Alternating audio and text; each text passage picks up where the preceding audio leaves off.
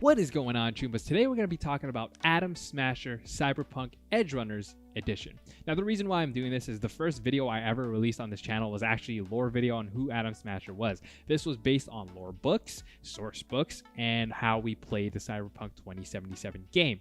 Of course, given that the anime has given us a little bit more information about him, I kind of want to discuss a little bit in detail about how the version of Atom Smasher we have in the anime is much closer to the lore version that we have in the source books. Now, the main point to all this is the fact that Atom Smasher is terrifying and absolutely destroys anybody he comes up against in the anime, whereas in the game, you can literally beat this guy down with the best weapon in the game, and of course, take your revenge utilizing guts. It's just too easy. Yes, I understand that Cyberpunk 2077 has had its flaws and ups and downs and whatever. I'm not here to talk about that. More so how accurate the anime was in depicting who Atom Smasher really is. So just a quick summary for all of you guys. Atom Smasher is someone who is dedicated to this idea of machine over flesh or over meat or whatever. And that's why you always see him talking about how he doesn't care as long as you are human or not a full Borg. He is out to hunt you, and that's it. He wants to prove that machine is better than everything else, hence him actually becoming a full Borg. Now, the next major thing I want to talk about is how crazy powerful this guy really is when it comes to the source books and lore material. The reason why I say this is because of a particular event known as the nuking of the Arasaka Towers. Now, if you played the game, you know that this is when Johnny Silverhand has that flashback when he's teamed up with Shaitan, Rogue, Spider Murphy, and they're going to destroy Arasaka Tower. Here we see Johnny Silverhand effectively getting killed by Atom Smasher, but if you've only played the game and never read the source books, there are things you are missing here. First of all, the group was much bigger than we originally thought. Yes, we have Johnny. Yes, we have Rogue. Of course, we have Murphy, Shaitan. We are missing Old Man Santiago and Thompson. Along with that, Alt is kind of in the fight, but not really fighting Atom Smasher in particular. And one major character is missing from this flashback, Morgan Blackhand. So let me just play this out for you guys. Atom Smasher fights against that group of all-star, of legends, and he comes out on top. At some point in the source books, we find that Johnny Silverhand is killed by Atom Smasher. What's crazier is that another full Borg, Shaitan, is pretty much mangled. I think at this point it states that Atom Smasher is holding just his biopod. So again, imagine his brain and like his heart, his lungs, kind of like area of his body. If you are a full Borg, you still need that to be a being, no longer like human, of course, but like that is a thing that you need to have to live. So at this point, Atom Smasher is just literally holding that part of Shaitan. So he's wiped him all over the floor. And the team has no choice but to run away and escape. On top of fighting those guys, Atom Smasher finds himself 1v1ing against the most legendary solo of all time, Morgan Blackhand. Now look, I understand we want the good guys to win, but the fact that this guy fought an entire group of legends, then decides that, hey, you know what, I'm gonna go fight my arch nemesis, Morgan Blackhand. To have the energy to do that, to have the mental fortitude to keep on going is insane. So kudos to Atom Smasher, you are a big dog. And this is where I go back to the anime.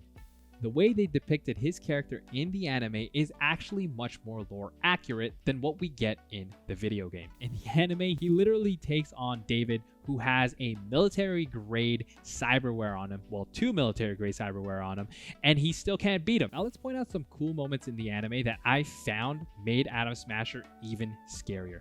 First up is when MaxTac actually says, hey, Arasaka's calling us off because of code AS. At first, for whatever reason, it didn't click in my head. I didn't understand what AS was. I didn't watch this in the English translation, so maybe they straight up say code Atom Smasher, but if you watch the Japanese version and the subtitles, it just said code AS. So I was like, Arasaka super weapon is what I was thinking. And then it clicked when I watched it the second time. I realized that this is code Atom Smasher. So MaxTac All right, the squad you call to deal with cyber psychos, the squad you call when you can't rely on anybody else, had to turn to Atom Smasher. That is one cool addition that I found in the anime because it made me respect Atom Smasher a little bit more. It made me fear him a little bit more and kind of realize just how much of a big deal he really is. The next cool moment, of course, is when he activates the Sandevistan himself, and he calls it a rudimentary cyberware to have on. The way he nonchalantly shows it off to David is just so cool. Kind of like, hey man, you think you're a hotshot just because you have that cyberware? And of course, you see Atom Smasher just using it to like full perfection. What this kind of reminds me is that no matter how good you think you may be, there's always going to be someone who's better.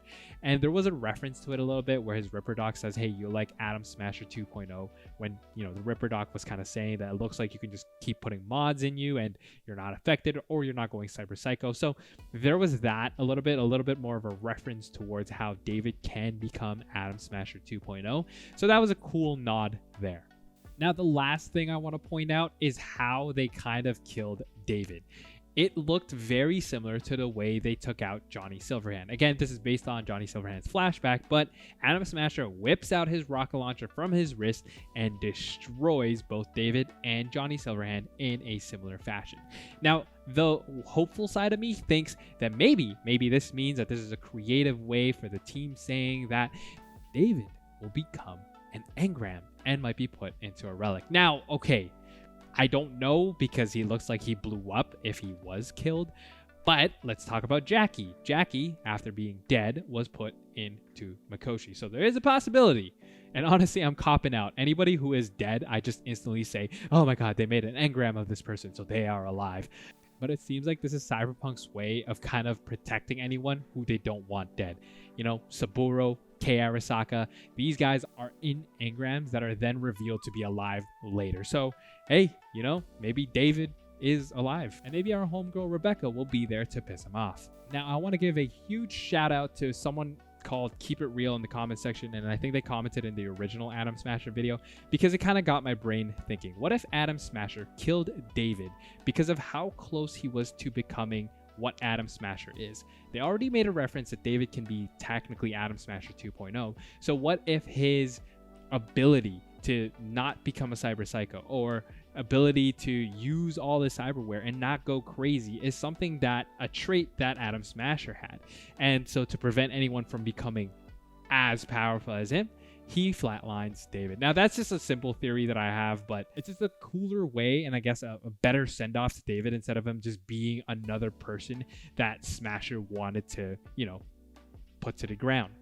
But I don't know. Let me know what you guys think in the comment section down below. This video was heavily inspired by the Atom Smasher we find in the anime, so there may be questions that pop up if you've read the source books, if you've only played the game, and all that other stuff. Of course, guys, I am willing to talk about all that fun stuff in the comment section down below. If you have not yet subscribed, of course, consider subscribing for more Cyberpunk lore. That's it for me in this one, choombas. I will see you in the next one. Bye!